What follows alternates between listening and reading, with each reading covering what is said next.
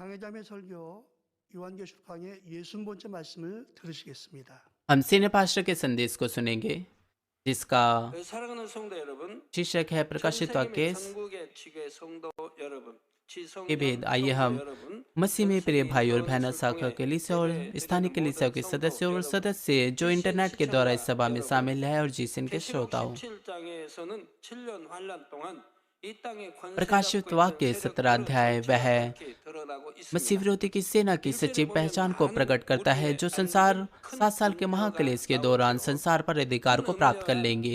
प्रकाशित वाक्य 17 अध्याय 1 पद दर्शाता है बड़ी वेश्या जो बहुत से पानियों पर बैठी है। जैसे कि मैंने आपको पहले बताया था, बड़ी वेश्या लूसीफर को दर्शाती है, जो कि दुष्ट आत्माओं के सरदार है। 7 साल के महाक्लेश के दौरान लूसीफर मसीह विरोधी की सेना की कमान को संभालेगी और साथ ही वह यह देखेगी कि संसार भर में उस अंधकार के कार्य हो रहे हैं या नहीं। इसलिए वो जो संयुक्त सरकार का मुख्य बनेगा और वो जो मसीह विरोधी की सेना का लीडर बनेगा, उन सभी को बड़ी वेश्या के रूप में दर्शाया गया है। जैसे कि मैंने आपको पहले बताया कि अंधकार की सेनाएं जो कि लूसीफर की इच्छा के द्वारा नेतृत्व की जाती है, वो भी बड़ी वेश्या है। आयत कहती है बड़ी वेश्या जो बहुत से पानियों पर बैठी है। आत्मिक रूप से जो पानी है वो वचन को दर्शाता है, परंतु यहाँ पर अंधकार के संसार को दर्शाया गया है, जो कि मसीह विरोधी की सेना के द्वारा नियंत्रित किया जाता है। मसीह विरोधी की सेना संसार को संयुक्त सरकार के द्वारा नियंत्रित करेंगे और यहाँ तक कि संयुक्त सरकार पर भी अपना नियंत्रण रखेंगे और वे अंधकार के संसार के सिंहासन पर अपनी गद्दी जमाएंगे। और इस तरह से जो बड़ी वेश्या है वो संसार पर बैठेगी और संसार में अंधकार के कार्यों पर नियंत्रित करेगी और वे लोगों को भड़काएंगे कि वे शरीर और सोच विचारों में पापों को करें। प्रकाशिता के 17 अध्याय 2 पद कहता है कि वे दुष्ट आत्मा के साथ एक हो जाएंगे और मसीह विरोधी की सेना के साथ, ताकि वे व्यभिचार के पापों को करें। जो व्यभिचार के कार्य हैं वे न केवल शारीरिक रूप में शरीर के व्यभिचार को करना है, परंतु यह आत्मिक व्यभिचार को भी बताता है। और व्यभिचार के आत्मिक कार्य वो है संसार से मित्रता रखना, यहाँ तक कि प्रभु में विश्वास का अंगीकार करते हुए भी। यहाँ तक कि आप कहते हैं कि आप परमेश्वर के सम्मुख विश्वास योग्य हैं। जब तक कि आप अपने हृदय का खतना ना करें तो ये व्यर्थ है। आपको अपने हृदय का खतना करना है। आपको उन चीजों को निकाल फेंकना है जिनसे परमेश्वर घृणा करता है। आपको उन चीजों को निकाल फेंकना है जिनसे भी आपको संसार से मित्रता है। अगर मैं विस्तार से बताऊं तो यह अपने स्वयं के लाभ को देखना है, लालच के कारण स्वार्थीपन को और सामर्थ, अधिकार और आदर को प्राप्त पीछे भागना और परमेश्वर में और प्रभु में विश्वास न करना और साथ ही सच्चे विश्वास को प्राप्त न करना, प्रभु में अंगीकार करने के द्वारा भी, और परमेश्वर के विरोध में होना और मसीह विरोधी की सेना के पीछे चलना। और आयत कहती है पृथ्वी के रहने वाले उसके व्यभिचार की मदिरा से मतवाले हो गए। इसमें भी वही अर्थ पाया जाता है। पृथ्वी के रहने वाले वे वो लोग हैं जो इस संसार से संबंधित हैं। तथ्य ये कि वे उसके व्यभिचार की मदिरा से मतवाले हो गए थे। इसका अर्थ है कि वे अंधकार में जीवन जीते हैं और हर प्रकार की बुराई को करते हैं। प्रकाशिता के 17 अध्याय 13 पद दर्शाता है उस पशु को जो बड़ी वेश्या के द्वारा नियंत्रित किया जाता है। संयुक्त सरकार वो एक मोहरा है मसीह विरोधी की सेना के लिए और वे लूसीफर के द्वारा चलाए जाते हैं, नियंत्रित किए जाते हैं। जैसे कि मैंने आपको पहले बताया कि जो पशु है वो संयुक्त सरकार है और जो कंप्यूटर सिस्टम जिसे सरकार इस्तेमाल करेगी संसार पर नियंत्रण करने के लिए, वो भी पशु है। और मसीह विरोधी की सेना को दर्शाने के लिए कि वे पशु को नियंत्रित करते हैं, आयत कहती है एक स्त्री जो पशु पर बैठी है और यह जो पशु का जो शरीर है वह निंदा के नामों से छिपा हुआ है और वो उस पे भी वो नाम है जैसे कि संयुक्त सरकार के मुखियों के नाम और साथ ही उसके पशु के पीछे और उसकी मदद करने वालों के नाम और पशु के लिए वध करने वालों के नाम। और जो कोई भी पशु के पीछे चलता है वे परमेश्वर के विरोध में खड़ा होता है और घोर पापों को करते हैं। वैसे संयुक्त सरकार और पशु की जो मुख्य ताकतें हैं वे 7 सिर और 10 सींग हैं और उनमें से कुछ मुख्य भूमिका निभाते हैं और कुछ नहीं। वे संयुक्त सरकार में कार्य करते हैं साथ मिलकर एक दूसरे अपने ही लाभ के लिए। 붉은빛 प्रकाशिता 옷을 के 17 अध्याय 입고 4 पद कहता है, वो स्त्री 붉은빛 जो 옷을 입고 금과 बैंगनी वस्त्र और लाल वस्त्र पहने हुई है और सोने बहुमूल्य मणियों और रत्नों से सजी हुई है, और उसके हाथ में सोने का कटोरा है जो अशुद्ध वस्तुओं और हर प्रकार की उसकी व्यभिचार की चीजों से भरा हुआ है। 지난 시간에 자주빛 옷이란 왕과 같은 पिछले सत्र में मैंने आपको 권세자가 बताया 입는 कि जो 옷으로서 높은 위치와 बैंगनी वस्त्र है वे राजा के वस्त्रों को दर्शाते हैं, यानी कि राजघराने के अधिकार को दर्शाते हैं। इसका अर्थ है कि जो मनुष्य की सामर्थ्य और ऊंचे पद और रैंक को दर्शाते हैं।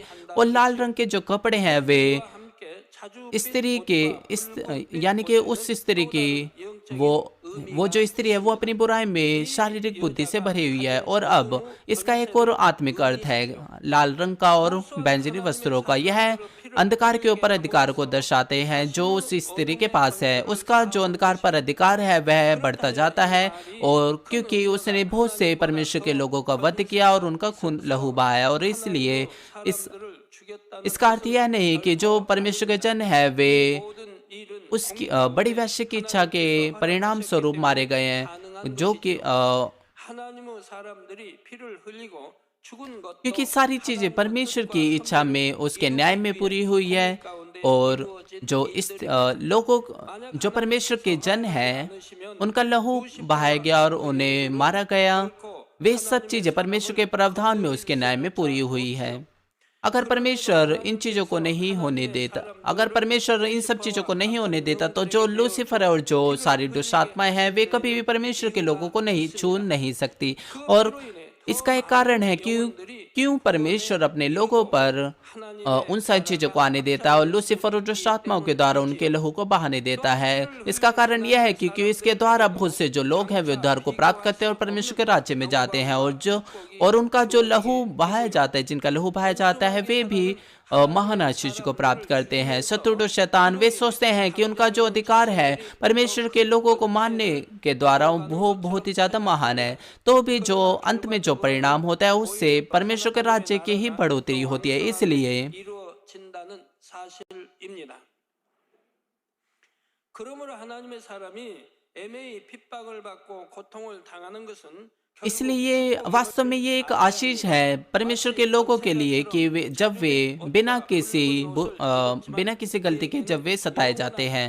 और बड़ी वेश्या जो लोगों को परमेश्वर के लोगों को सताती है और उनको मारती है, वो बैंगनी और लाल वस्त्रों को पहनती है जो कि मनुष्य के सामर्थ्य को दर्शाते हैं, और परंतु उसके लिए एक अनंत विनाश ही तैयार है। और दूसरी तरफ वे लोग जो सताव के कारण मृत्यु को प्राप्त करते हैं, जिनका लहू बहाया जाता है, उनकी मृत्यु ऐसे ही नहीं जाती। जब वो शहादत की मृत्यु का लहू उनका बहाया जाता है तो वे उद्धार को पहुंचते हैं और स्वर्ग में बहुत ही महान पद पर पहुंचते हैं। आयत कहते हैं कि बड़ी वेश्या वो बहुत ही बहुमूल्य सोने और रत्नों से सजी हुई है। इसका अर्थ है कि उसके पास अधिकार, धन, संपत्ति और अधिकार है। उसके हाथ में एक सोने का कप है जो कि हर प्रकार की बुराई और अशुद्धता से भरा हुआ है। जो सोने का कप है वह अधिकार और संपत्ति को दर्शाता है, परंतु यह जो कप है वह उसके व्यभिचार की अशुद्ध वस्तुओं और गंदी चीजों से भरा हुआ है। मसीह विरोधी की जो सेना है उसके पास बाहरी रूप से तो अधिकार और धन संपत्ति है, परंतु अंदर से वे पूरी तरह से बुराई और पूरी गंदगी से भरे हुए हैं, अशुद्धता से भरे हुए हैं। वे लोग जो धन संपत्ति के इच्छा के कारण अंधे हो जाते हैं, वे अंदर की चीजों को नहीं देख पाते। वे मसीह विरोधी की सेना के पीछे चलते हैं अपने हिलाप के कारण, और वे उनके साथ एक हो जाते हैं, उनकी बुराई में पड़ जाते हैं और वे अशुद्धता के कार्य को करते हैं। और यह पहले भी होता था और यह भी होता है। यह बाहरी रूप से तो अच्छा दिखाई पड़ता है, परंतु सत्य यह है कि यह अंदर से पूरी तरह से अंधकार से भरा हुआ है। पहला तिमुथियुस 4 अध्याय 1 पद कहता है, 1 से 2 पद कहता है, परंतु 외식함으로 거짓말하는 자들이라 말씀합니다. 마지막 때가 될수록 이처럼 진리를 변질시켜서 미혹하는 세력들이 점점 더 늘어나게 됩니다. और जैसे जैसे संसार का अंत बढ़ता जाएगा तो ऐसे बहुत से जो ताकतें हैं वो खड़ी होंगी जो सत्य को बिगाड़ देंगी। 깨어 있어야 하지요. 깨어 있어야 할 뿐만 아니라 말씀으로 और 무장하여 इसलिए आपको हमेशा वचन के द्वारा अपने आप को सशक्त करना है और सत्य के द्वारा पहचान करनी है। आपको प्रार्थना के द्वारा जागृत रहना है और आपको न केवल जागृत रहना है परंतु वचन के अनुसार रोज आपको जीवन जीना है। और अब प्रकाशिता के 17 अध्याय 5 पद कहता है, और उसके माथे पर एक भेद लिखा हुआ, एक भेद बड़ा बेबीलोन और 비밀이라 큰 바벨론이라 하였습니다. वैश्याओं की माता और यानी कि पृथ्वी की अशुद्ध और वैश्याओं की माता, उसके माथे पर यह शब्द लिखा हुआ, भेद और बड़ा बेबीलोन। जब तक कि समय ना आ जाए जो मसीह विरोधी की जो पहचान है वो छिपी रहेगी। और बाहरी रूप से तो वे परमेश्वर की आराधना करते हैं और प्रभु की सेवा करते हैं, परंतु जब निर्धारित समय आ पहुंचेगा तो जो उनकी जो सच्ची पहचान है वो प्रकट हो जाएगी। तो भी वे लोग जो अंधे रहेंगे वे तब भी मसीह विरोधी की सेना के पीछे चलते जाएंगे। वे सोचेंगे कि वे उन्हें बचा लेंगे, परंतु अंत में सब चीजें प्रकट हो जाएंगी। यह साफ रूप से प्रकट हो जाएगा कि जो वे लोग जो मसीह विरोधी के पीछे चल रहे हैं वे परमेश्वर के विरोध में खड़े हुए हैं। परंतु जब समय आएगा तो जो मसीह विरोधी की जो सच्ची पहचान है वो प्रकट हो जाएगी। जो उन्होंने बड़ी धूर्तता से छिपा रखी थी वो साफ रूप से प्रकट हो जाएगी। यह कहता है कि बड़ा बेबीलोन, आत्मिक रूप से जो बेबीलोन है वह संसार को दर्शाता है और बेबीलोन वह हर प्रकार के असत्य को दर्शाता है जो परमेश्वर के विरोध में खड़ा हुआ है और अहंकारी है। बेबीलोन चिन्हित रूप से वह उन सेनाओं को दर्शाता है जो परमेश्वर के विरोध में खड़ी हुई है। और फिर जो बड़ा बेबीलोन, इसका अर्थ है कि बड़ी जो वैश्या है वह वो सारी ताकतें परमेश्वर के विरोध में खड़ी हुई है। जैसे जिस प्रकार ये कहता है कि जो बड़ा बेबीलोन है, बड़ा बाबुल पृथ्वी की वैश्या और घृणित वस्तु की माता है। ऐसा इसलिए क्योंकि सारे जो पाप और बुराई है वो लूसीफर के द्वारा किए गए हैं और मसीह विरोधी की सेना के द्वारा। भाई और बहनों, अगर आप प्रकाशित वाक्य पढ़ते हैं आप देख पाते हैं ऐसे शब्दों को जैसे कि पशु, पशु की मूरत, स्त्री, बड़ी वैश्या, बाबुल, बड़ा बाबुल और बाबुल का बड़ा शहर। और कभी कभार मैंने इन शब्दों के दो अर्थों को बताया। ऐसा इसलिए क्योंकि उनमें आत्मिक और शारीरिक अर्थ पाए जाते हैं। उदाहरण के लिए इस पृथ्वी पर जो अंधकार के कार्य को नियंत्रित करती है वो लूसीफर है, परंतु वास्तव में यह ड्रैगन यानी कि अजगर और निचले स्तर की दुष्ट आत्माएं हैं जो अंधकार के कार्य को करती है। विशेष रूप से 7 साल के महाक्लेश के दौरान मसीह विरोधी की जो सेनाएं हैं वे वध करने के भूमिका को निभाएंगे। और इससे बढ़कर 7 साल के महाक्लेश के दौरान जो मसीह विरोधी हैं जरूरी नहीं कि वे एक व्यक्ति को दर्शाते हैं, परंतु वे उन सारी ताकतों को दर्शाते हैं जो परमेश्वर के विरोध में खड़ी होंगी। और मसीह विरोधी की सेना का जो मूल है वो संयुक्त सरकार है। इसलिए संयुक्त सरकार के जो लीडर हैं वो भी मसीह विरोधी की सेना के मुखिया बन जाएंगे। और सुपर कंप्यूटर की जो सामर्थ्य होगी वे जो कि संयुक्त सरकार के द्वारा इस्तेमाल की जाएंगी वे भी मसीह विरोधी की सेना की सहायता करने में बहुत बड़ी भूमिका को निभाएंगे इससे बढ़कर।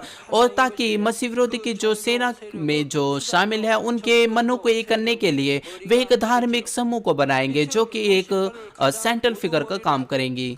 और ये धर्म मसीह विरोधी के साथ एक हो जाएगा और इस धर्म के जो मुखिया होंगे वे मसीह विरोधी की सेना के लीडर बन जाएंगे। और इस तरह से लूसीफर सबसे ऊपर होगा और उसके नीचे बहुत सारे समूह और बहुत सारे समूह होंगे जो एक दूसरे से कनेक्ट होंगे, एक दूसरे से जुड़े हुए होंगे। इस कारण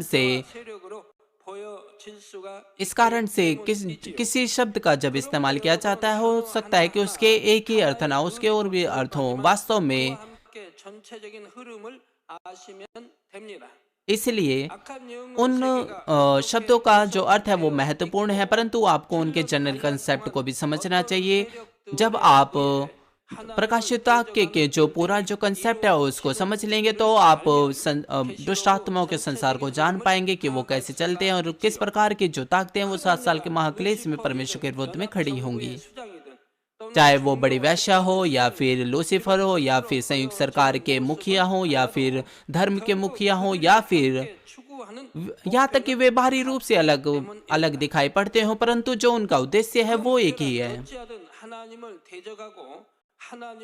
उनका जो गोल है, उनका जो उद्देश्य है वो परमेश्वर के विरोध में खड़ा होना है, परमेश्वर के राज्य को क्षति पहुंचाना है और परमेश्वर के लोगों को मारना है और उनको सताना है और उनकी अगुवाई करनी है ताकि वे विनाश की ओर जा सके। प्रकाशित के 17 अध्याय 6 पद कहता है, और मैंने उस स्त्री को पवित्र लोगों के लहू और यीशु के गवाहों के लहू पीने से मतवाली देखा और उसे देखकर मैं चकित हो गया।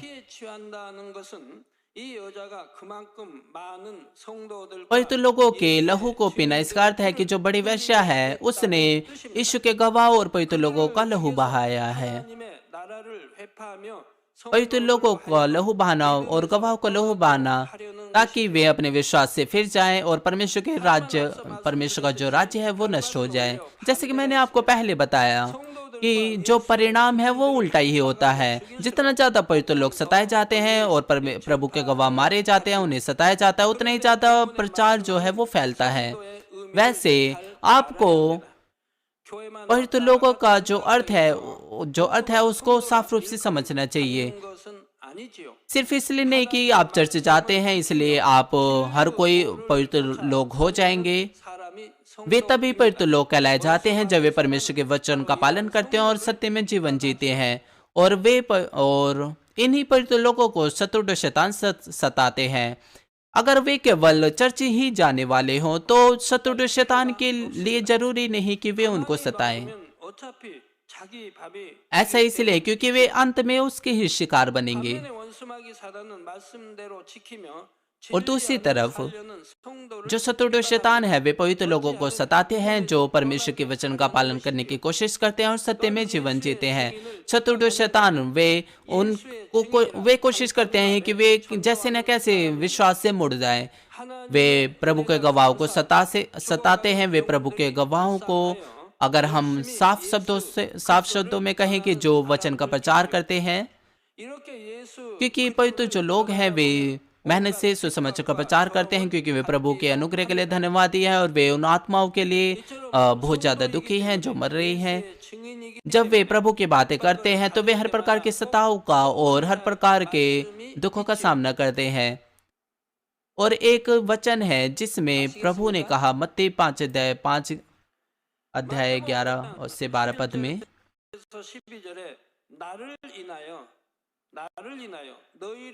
जैसे कि बताया गया है, धन्य हो तुम जब मनुष्य मेरे कारण तुम्हारी निंदा करे और सत्ता और झूठ बोल कर तुम्हारे विरोध में सब प्रकार की बुरी बातें कहें। आनंदित और मगन होना क्योंकि तुम्हारे लिए स्वर्ग में बड़ा फल है, इसलिए कि उन्होंने उन भविष्यवक्ताओं को जो तुमसे पहले थे इसी रीति से सताया था। उसने कहा, आनंदित और मगन हो जब लोग तुम्हारी निंदा करें, तुम्हें सताएं, क्योंकि जो परिणाम होगा वो आपकी आशीषें होंगी। अगर आप जुनून से मसीह जीवन जिए और पवित्र लोगों की तरह आप सुसमाचार का प्रचार करें तो जो सच्चा है उनके पीछे सताव आएंगे। कभी कभार आप खुद अपने आप से सताव को लाते हैं क्योंकि आपके पास भलाई की बुद्धि नहीं होती, भलाई की बुद्धि की कमी होती है, इसलिए परंतु आपको हर प्रकार के सताव में धन्यवादी रहना है और पवित्र लोगों के रूप में सब चीजों को सहना है और प्रभु के गवाह के रूप में। वैसे 7 साल के महाक्लेश के दौरान जो सताव होगा वो कल्पना से परे होगा और वे लोग जो प्रभु में विश्वास करते थे परंतु इस पृथ्वी पर रह जाएंगे, उन्हें हर प्रकार के सताव पर विजय प्राप्त करनी होगी। उनके पास और कोई चुनाव नहीं होगा। अपने उद्धार को प्राप्त करने के लिए उन्हें हर प्रकार के सताव पर विश्वास के द्वारा विजय प्राप्त करनी होगा और उद्धार को प्राप्त करना होगा। अगर उनके पास राय के दाने के समान विश्वास होगा तो वे निश्चित रूप से नरक से डरेंगे। मैं कभी भी आसानी से नहीं डरा, मैं किसी भी चीज से नहीं डरता। यहाँ तक कि मैंने भूतकाल में भी मैंने मृत्यु को चुना और मैंने हर प्रकार की परीक्षाओं पर विश्वास के द्वारा विजय प्राप्त की है। और यहाँ तक कि अगर मुझे पीटा भी गया तो भी मुझे दर्द नहीं हुआ कि मेरे आसपास के लोग इसे अच्छे से जानते हैं, ना ही मैं कभी बीमार पड़ा। मैं बस डरता हूँ नरक से, और मैं डरता हूँ परमेश्वर की अनन्यकारिता करने से। आपको भी ऐसे ही करना चाहिए। अगर आपके पास विश्वास है तो आप ऐसे ही करेंगे, क्योंकि आप डरते हैं। आप परमेश्वर के वचन के अनुसार जीवन जीते हैं। अगर आप परमेश्वर का भय रखते हैं तो आप उन चीजों को नहीं करेंगे जो नरक की ओर ले जाती है। जब आप संसार से मृत्युता को निकाल फेंकेंगे परमेश्वर से, तो फिर अंत में जो परमेश्वर का प्रेम है वो आपके हृदय में आएगा। आप परमेश्वर के प्रेम के लिए और भी ज्यादा जुनून से भर जाएंगे, और फिर आप ज्योति की सच्ची संतान बनेंगे, जो और कुछ नहीं केवल परमेश्वर से प्रेम ही करेगी। तो भी जो सताव है वो 7 साल के महाक्लेश के दौरान वो इतना ज्यादा क्रूर होगा जो बहुत से लोग उस पर विजय प्राप्त नहीं कर पाएंगे। फिर भी ऐसे लोग होंगे जो विजय प्राप्त करेंगे और शहीद की मृत्यु मरेंगे। जो बड़ी वेश्या है वो इन शहीदों का लहू पिएगी। और फिर प्रेरित पौलुस किस बात के ऊपर आश्चर्यचकित था जब उसने इस स्त्री को देखा? वह चकित हो गया। इसका अर्थ है कि वह बहुत ही ज्यादा भौचक्का हो गया, क्योंकि मसीह विरोधी के द्वारा जो सताव होगा बहुत ही ज्यादा क्रूर होगा। तो यह प्रेरित यूहन्ना की कल्पना से बहुत ही ज्यादा परे होगा, इसलिए वो बहुत ही ज्यादा भौचक्का हो जाएगा इसको देखने के द्वारा।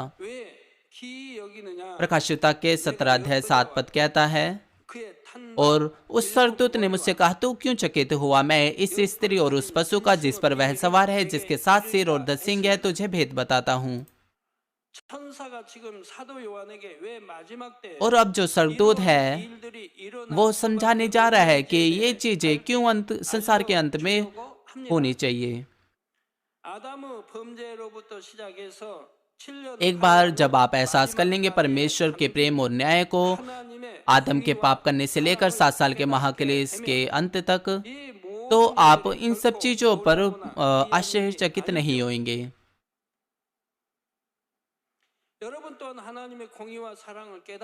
अगर आप एहसास करें परमेश्वर के प्रेम और न्याय को, तो आप आत्मिक क्षेत्र का जो नियम है उसको भी समझ सकते हैं। तो आप आश्चर्यचकित नहीं होंगे उन सारी चीजों को देखने के द्वारा जो आत्मिक क्षेत्र के नियम के अनुसार होती है। जिस प्रकार आत्मिक क्षेत्र का नियम है, ऐसे ही ट्रैफिक के नियम है और कानून है। जितनी देर आप उनको रखते हैं तो आप ठीक रहते हैं, परंतु अगर आप उन्हें नहीं जानते तो आप उनका पालन नहीं कर पाएंगे। आप अपने देश के नियमों के बारे में सोचें। क्या आप उन नियमों को उल्लंघन नहीं करते क्योंकि आप उनको नहीं जानते, उन नियमों को नहीं जानते? अगर आप व्यवसाय चलाते हैं और आपको नियमों के बारे में नहीं पता है, तो मौका हो सकता है कि आप कुछ हानि को उठाएं। परंतु जितना ज्यादा आप उन नियमों को जानेंगे तो उतना ही ज्यादा आपके लिए बेहतर होगा। ऐसे ही आत्मिक क्षेत्र के नियम के साथ है। जितना ज्यादा आप परमेश्वर के नियमों को जानेंगे, आत्मिक क्षेत्र के नियमों को जानेंगे, उतना ही ज्यादा बेहतर आपके लिए होगा। आप अभिलाषाओं में नहीं पड़ेंगे, शत्रु शैतान के द्वारा आप खेले नहीं जाएंगे। आप अपने आप को सुरक्षित रख पाएंगे और अपने आप को बचा पाएंगे, क्योंकि आप आत्मिक क्षेत्र के नियमों को सीखते हैं। तो क्या आप बाइबल की पूरी बातों को नहीं समझ सकते? उत्पत्ति से लेकर प्रकाशित वाक्य कर एक एक करके। 1985 में परमेश्वर ने मुझे बाइबल के बारे में समझाना शुरू किया। परमेश्वर ने मुझसे कहा कि मैं उन बातों के लिए प्रार्थना करूं जो पुराने और नए नियम की जो कठिन बातें हैं उनके लिए प्रार्थना करूं, विशेष रूप से नए नियम से। और जब मैं बाइबल पढ़ता था, मैंने उन कठिन वचनों को पकड़ा और उन्हें लिख लिया। और फिर मैं सुबह सुबह बहुत ही जल्दी सुबह पहाड़ पर जाता था, और यह ग्वांजू प्रार्थना भवन था जहाँ पर मैं प्रार्थना करता था। यहाँ तक कि यह पहाड़ कहलाता था, परंतु यह बहुत ज्यादा पहाड़ नहीं था, बहुत बड़ा पहाड़ नहीं था। मैं अपना ब्रेकफास्ट खा लेता था, सुबह का नाश्ता कर लेता था और उसके बाद प्रार्थना करने चला जाता था, और मैं पूरे दिन प्रार्थना करता था। और जब मैं नीचे आता था पहाड़ से, डिनर टाइम के समय, तो मैं उन वचनों के लिए प्रार्थना करता था। मैं कहता था, पिता मुझे कृपया उन्हें समझाइए, और डिनर के बाद मैं फिर दोबारा पहाड़ पे चला जाता था। और क्योंकि उस समय 7 बजे की सभा का समय होता था, तो जो उस समय जो लोग थे प्रार्थना करने आते थे उस समय उस पहाड़ पर, वे सभी उस सभा में चले जाते थे। और वही समय था जब मैं परमेश्वर से उस प्रकाशन को प्राप्त करता था, और फिर परमेश्वर मुझे उन सारे कठिन वचनों के बारे में समझाना शुरू करते थे जिन्हें मैंने लिख रखा था और उनके लिए प्रार्थना की थी। यह आम यह आमतौर पर एक दिन में 40 वचन थे। मैं बहुत ही ज्यादा अंदर से आश्चर्यचकित हो जाता था जब भी परमेश्वर मुझे उनके बारे में समझाते थे। ऐसी चीजें जिनके बारे में मैंने नहीं सोचा था, ऐसी चीजें जो मैं सोचता था कि ये समझने में असंभव होंगी, परमेश्वर ने उन्हें मुझे समझाया। मैं उन्हें समझ पाया। मैं बहुत ज्यादा खुश था। मैंने 1 हफ्ते के लिए प्रार्थना की और फिर मैं शुक्रवार को नीचे आया। मैं बहुत ज्यादा आत्मा से भरा हुआ था। यहाँ तक कि चर्च में बहुत ज्यादा कार्यकर्ता नहीं थे, परंतु हमारे सदस्यों ने चर्च की बहुत अच्छे से देखभाल की। और शुक्रवार रात्रि सभा में मैंने उन सारे संदेशों को यानी कि परमेश्वर के प्रकाशन के आधार पर मैंने संदेशों को बांटा और प्रकाशित यानी कि शुक्रवार रात्रि सभा में और रविवार की सभा में और सुबह की सभा में मैंने परमेश्वर के प्रकाशन के बारे में समझाया, क्योंकि परमेश्वर ने उनके मूल को समझाया था। इसलिए मैं लगातार उन सारी सभाओं में उन संदेशों को बांट पाया। यहाँ तक कि हमारे सदस्य वो नए मसीह थे, तो भी उन्होंने 1980 के समय में बहुत सा अनुग्रह प्राप्त किया। जब मैं लगातार ऐसे चलता रहा, मैं पूरी बाइबल को अच्छे से समझा पाया, आत्मिक क्षेत्र को भी, आत्मिक संसार को भी। मैं परमेश्वर की सोच और हृदय को पढ़ सकता था। और जिस प्रकार मैंने अपने आप को सशक्त किया, अपने आप को उनसे भरा, मैं बाइबल पुराने और नए नियम के जो वचनों के जो जोड़े हैं उनको ढूंढ पाया। मैं हर एक जो वचन है बाइबल का, वो दूसरे वचन के साथ हाथ में हाथ डाले चलता है। मैं पवित्र आत्मा की मदद के द्वारा उन्हें ढूंढ पाया, और पवित्र आत्मा ने मेरी मदद की कि मैं बाइबल में जोड़ों को ढूंढ पाऊं। अगर एक वचन दिया जाता है तो फिर उसका जोड़ा या तो पुराने या नए नियम में मिलता है, और ये सारी चीजें मेरे मन में आने लगी। इसलिए मुझे केवल बस एक शीर्षक चाहिए होता था और वचन चाहिए होता था, और फिर मैं संदेश का प्रचार करना शुरू कर देता था। मैं बहुत ज्यादा प्रेरणा से भरा हुआ था। जब मैं प्रचार करता था, मैं निष्कर्ष तक और सारी चीजों को बताता था। तो फिर एक विषय के साथ, एक वचन के साथ मैं घंटों घंटों प्रचार कर सका। मैं अपने हृदय के बातों को प्रचार कर सका, क्योंकि मैं पुराने और नए नियम के जोड़ों को ढूंढ सका। इसलिए आपको आत्मिक संदेशों के ज्ञान को बहुत ही ज्यादा बढ़ाना है और अपने आप को उनसे सशक्त करना है। परंतु अगर आप उन्हें ज्ञान के रूप में ही रखें तो यह व्यर्थ है। आपको उन्हें आत्मा में जोतना चाहिए। आपको हर समय आत्मा में उस ज्ञान को जोतना है। तो फिर जो पवित्र आत्मा है वो आपके हृदय में कार्य करेगा, तो आपको अपने आप से कार्य करने की जरूरत नहीं पड़ेगी। अगर आप आत्मिक क्षेत्र के नियम को समझे तो आप कुछ जो चीजें हैं उनके परिणाम को बता पाएंगे। आप अपने स्कूल में उत्तर को प्राप्त कर पाएंगे। आप अपने क्वेश्चन में इक्वेशन को भी अप्लाई कर पाएंगे। परंतु आप इक्वेशन को एक ही रात में समझ नहीं सकते। आपको छोटे स्कूल से लेकर ही आपको उन सारी चीजों को सीखना है। आपको गुणा भाग और जमा घटा उन सारी चीजों को सीखना है। और फिर आप मिडिल स्कूल में जाते हैं, फिर हाई स्कूल में जाते हैं, और अब आपने इक्वेशन को सीख लिया है और आप उसे अपने प्रश्न में लागू करते हैं। हाँ, ये आसान नहीं होता शुरुआत में, परंतु जब आप लगातार उसे करते हैं तो फिर वो जो इक्वेशन है सिद्धता से आपको याद हो जाती है और आप किसी भी कठिन प्रश्नों में उसको लागू कर सकते हैं।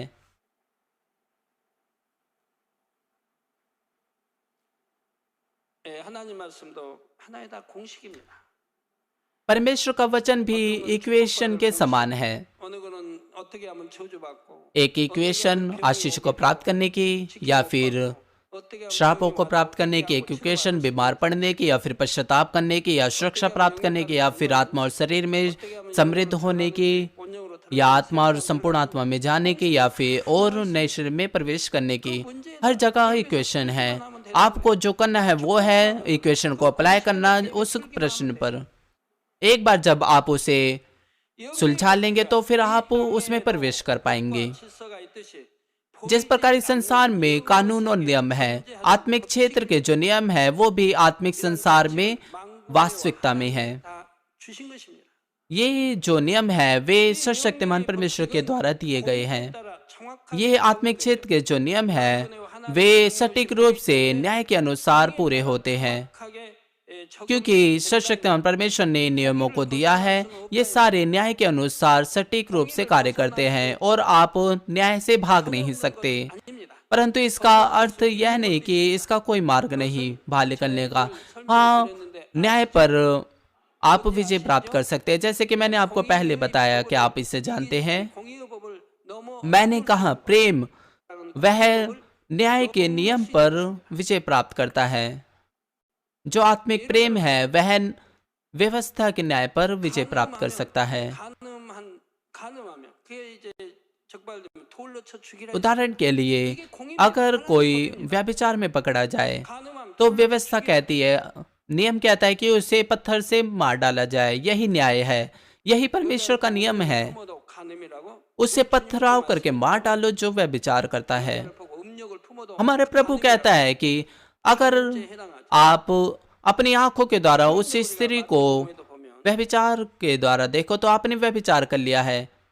동정녀 तो यह व्यभिचार का पाप है जब आप अपनी लालसा भरी आंखों के द्वारा स्त्री को देखते हैं। और अब मत्ती सुसमाचार 분명히 में एक कुमारी मरियम है 가늠을 했습니다. जिसका जो सगाई थी वो यूसुफ के साथ हो गई थी और शारीरिक रूप से ऐसा लगता है कि उसने व्यभिचार किया है और ऐसा लगता है कि उसने व्यभिचार का पाप किया है क्योंकि वो गर्भवती हुई थी, 그런데 자기 क्योंकि उसके यूसुफ के साथ सगाई हो गई थी, परंतु वे अभी भी एक साथ इकट्ठे नहीं हुए थे, परंतु वो पहले से ही गर्भवती थी 수밖에 없지 않습니까? और शारीरिक रूप से यह ठीक था कि और यह माना जाता है कि उसने व्यभिचार ही किया है और निश्चित रूप से लोग 그리고 돌로 쳐 죽여야 된다 이 말입니다. 그래도 그건 살인죄가 되지 않는다 이 말입니다. 하나님 법을 지킨 것이라 이 말입니다.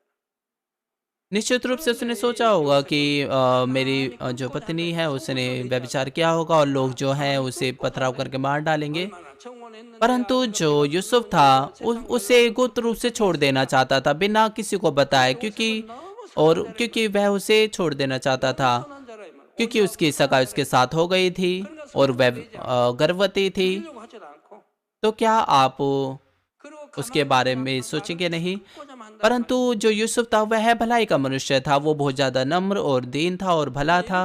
वह दूसरों को नहीं चाहता था कि वे इस बारे में पता लगाएं और उसको मार डाले। इसी तरह से इस तरह के भलाई और प्रेम वह न्याय पर विजय प्राप्त कर सकती है। 칭찬하고 उसने व्यवस्था का नियम का पालन नहीं किया, उसने नियम का पालन नहीं किया, परंतु बाइबल उसकी प्रशंसा करती है। 그런 선한 자라. बाइबल 그러니까 उस पर दोष नहीं लगाती, परंतु इसके बजाय उसकी प्रशंसा करती है क्योंकि वह भला था और वह क्योंकि उसे गुप्त रूप से भेज छोड़ देना चाहता था। और जो कुमारी मरियम थी 그 분 밑에 자라게 하신 वो प्रभु के वंश में आ पाई और हमारे जो प्रभु हैं पवित्र आत्मा के द्वारा वो गर्भवती हुए 얼마나 좋아요. 이런 और उसने उसको जन्म दिया। 얼마나 좋습니까?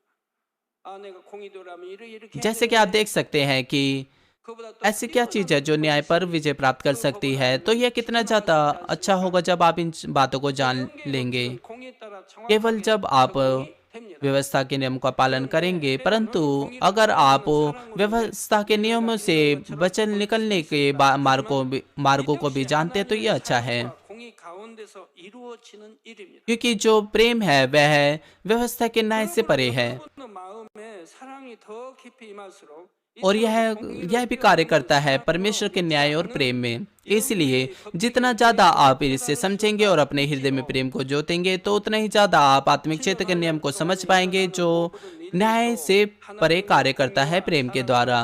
비춰보면 ये सारी चीजें 7 साल के महाक्लेश के दौरान 될 수가 있습니다. वो परमेश्वर के न्याय और प्रेम में समझाई जा सकती है। 기회를 주시는 하나님의 사랑, 그 기회마저 पर प्रेम का परमेश्वर जो हमें अंत तक मौका देता है, वे जो अंतिम क्षणों को भी भूल जाएंगे और अपने आप पर मृत्यु को ला खड़ा करेंगे, तो न्याय का जो सख्त परिणाम है वो उन पर आएगा। 정체에 좀더 आप इन सारी बातों को समझ सकते हैं। प्रकाशिता के 17 अध्याय 8 पद और भी ज्यादा पशु की जो पहचान है उसके बारे में विस्तार से बताता है। 8 से 10 पद, 17 अध्याय 8 से 10 पद कहता है, जो पशु तूने देखा है वह पहले तो था पर अब नहीं है और अताकुंड से निकल कर विनाश में पड़ेगा, और पृथ्वी के रहने वाले जिनके नाम जगत की उत्पत्ति के समय से जीवन की पुस्तक में लिखे नहीं गए, इस पशु की यही दशा देखकर कि पहले था और अब नहीं है और फिर आ जाएगा, चंबा करेंगे। और उस बुद्धि के लिए जिसमें ज्ञान है यही अवसर है। वे सातों सिर 7 पहाड़ है जिन पर वह स्त्री बैठी है, और वे 7 राजा भी हैं। 5 तो हो चुके हैं, एक अभी है और एक अब तक आया नहीं है, और जब आएगा तो कुछ समय तक उसका रहना भी अवश्य है। 잠깐 동안 계속하리라 했습니다. 여기서 짐승은 루시퍼를 중심으로 하는 यहाँ पर जो पशु है वह 것들과 सारे दुष्ट आत्मा और मसीह विरोधी की सेना को दर्शाते हैं जो लूसीफर के द्वारा नियंत्रित की जाती है। 이들이 전에 있었다가 시방 없다 और आयत कहती है कि मैंने पशु को देखा जो था और अब नहीं है। 환란이 मनुष्य जुताई की शुरुआत से लेकर 7 साल के महाक्लेश के अंत तक वे पृथ्वी पर अंधकार के अधिकार को प्राप्त करेंगे, परंतु वो समय आएगा जो जिसे परमेश्वर ने निर्धारित किया है उनका जो अधिकार है वह खत्म हो जाएगा, 가든 क्योंकि जो मसीह विरोधी की जो सेना है वे पृथ्वी पर अंधकार के अधिकार का प्रयास करेंगे, वो गायब हो जाएगा। और 7 साल के महाक्लेश के अंत में जो संयुक्त सरकार है वो गिर जाएगी और 사라지고 महाक्लेश का अंत हो जाएगा 땅에 और वे पृथ्वी से गायब हो जाएंगे। और हमारे प्रभु इस पृथ्वी पर आएंगे और उन सभी को अथाह कुंड में डाल देंगे। 전에 있었다가 시방 और इसके लिए आयत कहती है कि पशु जो था और अब नहीं है, 무저갱에 갇힌 악한 영들이 और जो दुष्ट आत्माएं हैं वे अब अथाह कुंड में डाल दिए जाएंगे। और परिणाम यह होगा कि 1000 साल के अंत में जो एक बार फिर उनको इस पृथ्वी पर छोड़ दिया जाएगा और वे एक बार फिर लोगों को भरमाएंगे। 지내온 사람 और इन सारी बातों को हम बाद में सीखेंगे, परंतु बहुत से जो लोग हैं इस 1000 साल के राज्य में के अंत में जो बहुत से लोग हैं वे भरमाए जाएंगे और विनाश के मार्ग पे पहुंच जाएंगे। इस तरह से जो पशु है वे यहाँ तक कि 7 साल के महाक्लेश के अंत तक वे प्रयास करेंगे कि वे पूरे संसार को विनाश की ओर ले जाएं, और यहाँ तक कि 1000 साल के अंत में भी। 대해서는 다음 시간에 계속해서 हम इस बारे में अगले सत्र में सीखेंगे। 말씀드립니다. 사랑하는 आइए मैं इस संदेश का निष्कर्ष दूं। 눈에 보이는 이 땅에서 मसीह में प्रिय भाई और बहनों, आत्मिक जो संसार है वह वास्तविकता में है। 예를 들면 사람이 आत्मिक संसार 지을 때 वह इस दृश्य संसार में पीछे से कार्य करता है। उदाहरण के लिए जब मनुष्य पाप करता है तो वास्तव में वो उन पापों को कर रहा है, परंतु निश्चित रूप से दुष्ट आत्माएं भी उसके पीछे हैं। शत्रु और शैतान वे उसके सोच विचारों पर नियंत्रित करती है। 일들이 और फिर ड्रैगन यानी कि अजगर, शैतान, दुष्ट और दुष्ट आत्माएं या भूत, 회개를 분별 ये सारे अंधकार के जो कार्य हैं दुष्ट आत्मा के द्वारा नियंत्रित किए जाते हैं। इसलिए आपको दुष्ट आत्माओं को और उनके चालाकी भरी योजनाओं को अच्छे से समझना है। और इस अंत के दिन जिस प्रकार अंत का समय नजदीक आता जाता है, जो दुष्ट आत्माएं हैं वे और भी ज्यादा सक्रिय रूप से कार्य करती हैं। क्या आप नहीं सोचते कि आपको अपने आप को वचन से सशक्त करना है ताकि जो दुष्ट आत्मा है वो आपके करीब ना आ सके? 망으로 आपको अपने आप को वचन से सशक्त करना है और अपने आप को भरना है, क्योंकि आप जानते हैं कि समय अब खत्म होने वाला है, तो वे और भी ज्यादा लोगों को विनाश की ओर ले जाएंगे। इसलिए परमेश्वर के संतान के रूप में आपको हमेशा जागृत रहना है, जितना ज्यादा हम अंत की ओर बढ़ते जा रहे हैं। इसलिए इफिसियों 6:13 कहता है, इसलिए परमेश्वर के सारे हथियार बांध लो ताकि तुम शैतान के जलते हुए तीरों को बुझा सको।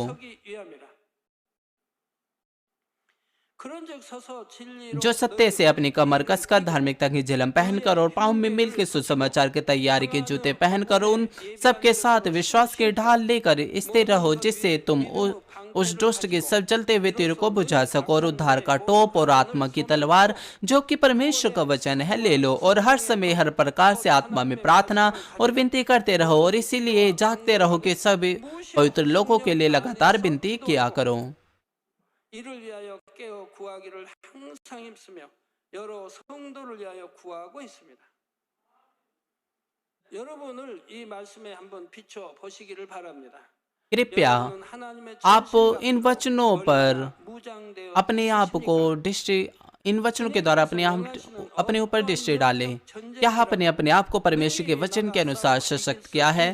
मैं आशा करता हूं कि आप ज्योति के योद्धा के रूप में हर प्रकार के विजय को प्राप्त करेंगे इस आत्मिक लड़ाई में, और जहां पर परमेश्वर हमारे अगुवाई करता है। मैं प्रभु यीशु मसीह के नाम से प्रार्थना करता हूं, आमीन। आइए हम संदेश पर विचार करते हुए प्रार्थना करेंगे। 이제 하나님의 전신갑주로 무장하고 불같은 기도로 깨어 있어서 어둠의 원수마귀 사단의 진을 깨트하고 더 많은 영혼들을 아버지 학교로 인도하여 영광을 돌리는 삶이 되어 갈 수 있도록 도와주시기를 원하나이다. 그로 인해서 주오시고 나라에 잘했다 칭찬받는 참된 자녀들이 될 수 있도록 역사해 주옵소서. 감사드리며 우리 주 예수 그리스도의 이름으로 기도하옵나이다. 아멘.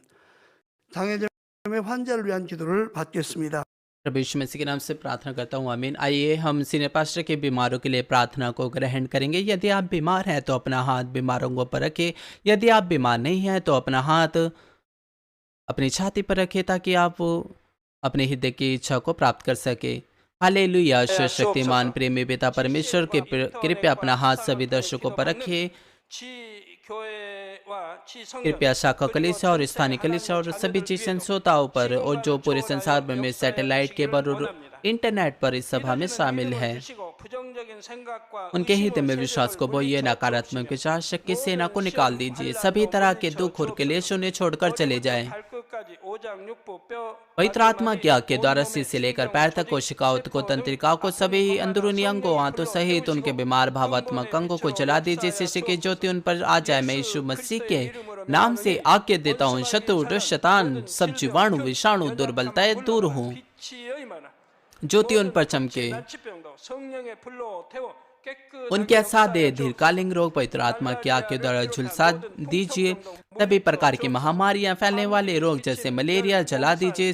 सभी संक्रामक रोग जैसे जुकाम, बुखार उनसे दूर हो। पिता उन्हें हर प्रकार के जीवाणु, विषाणु, बैक्टीरिया से सुरक्षा दीजिए। उन्हें सभी प्रकार के कैंसर, पेट के कैंसर, फेफड़े के कैंसर, जिगर के कैंसर, छाती के कैंसर, गर्भ के कैंसर, सभी प्रकार के दूसरे रोग जैसे एड्स, रक्त का कैंसर, दिमागी रक्तघात, उच्च रक्तचाप, धीमा रक्तचाप, फेफड़े के रोग, मधुमेह के रोग, स्त्री रोग, थायराइड के रोग, सभी प्रकार के सूजन, जलन से चंगाई दीजिए।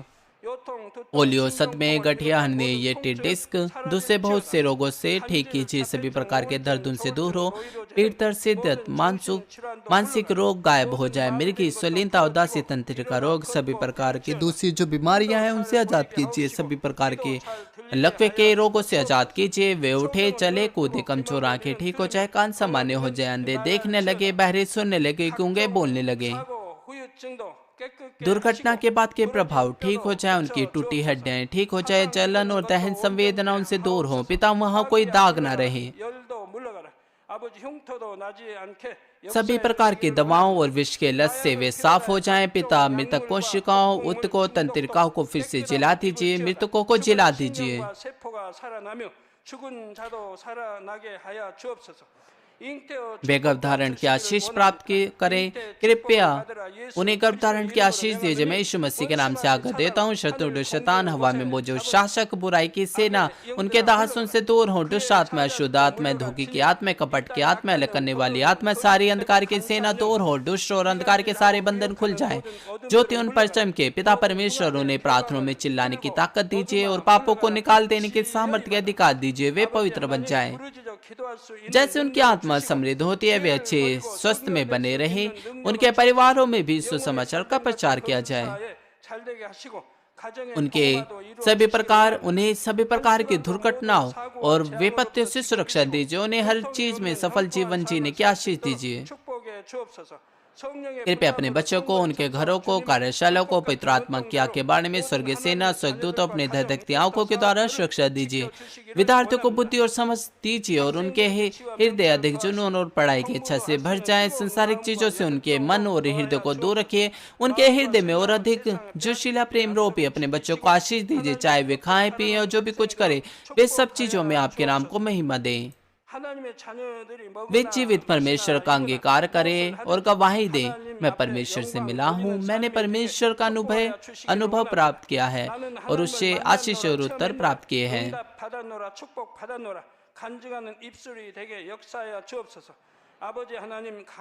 पिता परमेश्वर, आपका धन्यवाद। सारी महिमा केवल आपको मिले। हमारे प्रभु यीशु मसीह के नाम से मैं प्रार्थना करता हूँ। आमीन।